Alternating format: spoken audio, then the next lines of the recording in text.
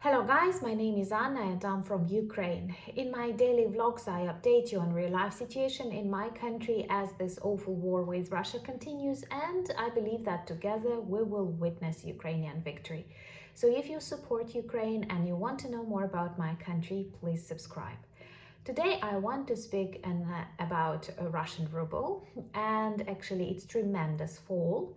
And I've learned about this from a very interesting article entitled "Kremlin Forbids to Doubt in Ruble." And that is very Russian in attitude. So, first of all, Russian ruble started falling at the very beginning of this invasion because it was totally illogical to attack free, independent country, and sanctions were the result of Russian violent behavior. But sanctions did not work 100% the way we expected them to, because the war still continues and Russia is able to construct missiles that it uses to kill innocent Ukrainian lives.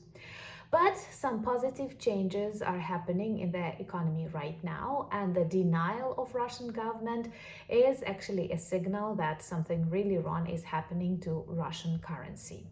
Since the beginning of this war, since March 2022, ruble reached its lowest, and if I'm not mistaken, just a couple of days ago people were paying 93 rubles for $1 and 102 euros for $1, which is once again the lowest since the first months of brutal Russian invasion in Ukraine. Well, at the very beginning of war, many people believed that sanctions will stop Russia. But Russia is a big country of dig and sell economy.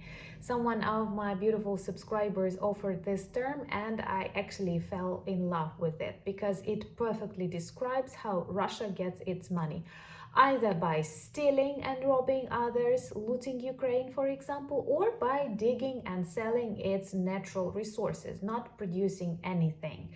So they have lots of oil, they have lots of gas, they have diamonds, and they have markets of Asia and some other countries who are looking for loopholes in which they can continue doing business with Moscovia. That's why they managed to withstand this very first hit of Russian sanctions and sanctions against Russia, and they continued operating.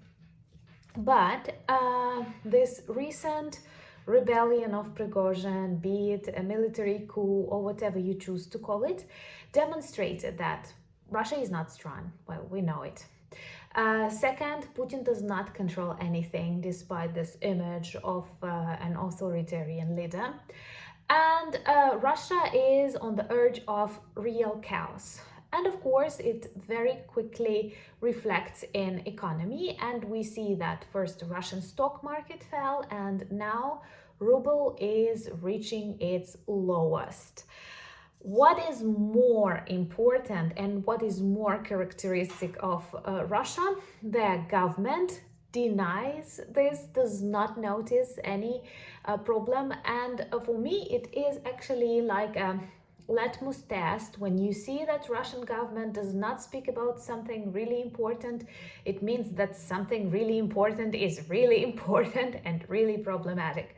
So what they do together with Supreme Orc Kremlin gobbling Putin, they don't notice problems that ruble has. And of course, many oligarchs, many criminals inside Russia get worried what will happen with their actives, and they start asking what is happening to ruble, what is happening to Russian economy. And this is the moment when one of the greatest liars of Russian politics, Putin's spokesperson Peskov, says that nobody in the government is going to command this, and Putin is not going to speak about that because we have no right to doubt in ruble. Once again, can you imagine this type of communication in your countries? Like when you see real trouble with your national currency and the head of your government says like, stop talking about that, are you doubting? And this was even worse. This continued when he said that recently so-called President Putin had a conversation with Russian Prime Minister with a funny surname Mishustin. It's really funny. And Putin and Mishustin discussed Russian macroeconomy and described it as better than we could have ever expected. So, you see how good Russians at lying are.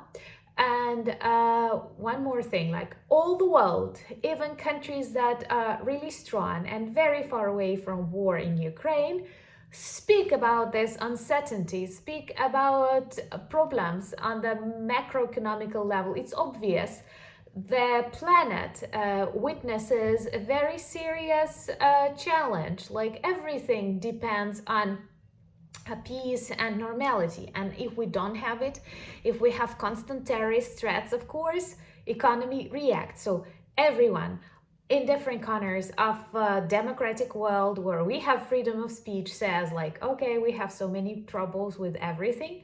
And in Russia, the country initiator of this war, the country totally responsible for genocide and terrorist attacks on Ukraine, the country sanctioned from all over the world, they say, whoa, our macroeconomy is good, and perhaps ruble is falling according to the plan. I guess it's something like special economic operation to see how ruble can fluctuate or whatever. But this is important actually, because Russian economy that is able to withstand means more missiles and more weapons produced that they will use to kill innocent Ukrainians.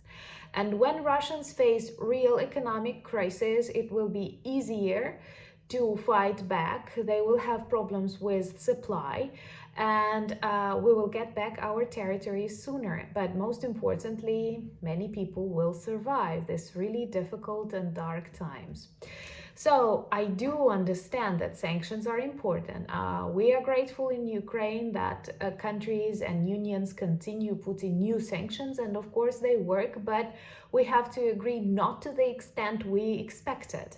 But inner Russian chaos, coups, quarrels and conflicts can lead to lack of support among Russian partners. There are still countries who buy and sell with this terrorist state. So this may be a signal for them to stop doing it, because there are always people who don't care about life, who don't care about peace, but who care about their money. So the fall of Russian economy will definitely be a good stage for the Ukrainian victory and for joint victory, because we do understand that many of our achievements are totally based on your support, and we are very grateful for that. Subscribe if you want more Russian orcs to disappear. And also, I have a very good argument for you in conversations with those who believe that Russia is a strong country and that it has any future. Advise them to invest in ruble and check how much trust they have in modern Russia, in Putin's Russia. Thank you once again for buying me coffees and becoming my patrons. I greatly value our community. Introduce yourself to our merch, and on Monday we will announce who was our 500th customer, and we will send a book, A History of Ukraine, to that person. Also, subscribe to my Twitter, subscribe to my Instagram, and I am on Threads now. The links to all of this social media are below the video, and I will be happy to see you there as I post different content on these platforms. And of course, join my Discord community. Thank you so much for your support and for standing with Ukraine. Slava Ukraini!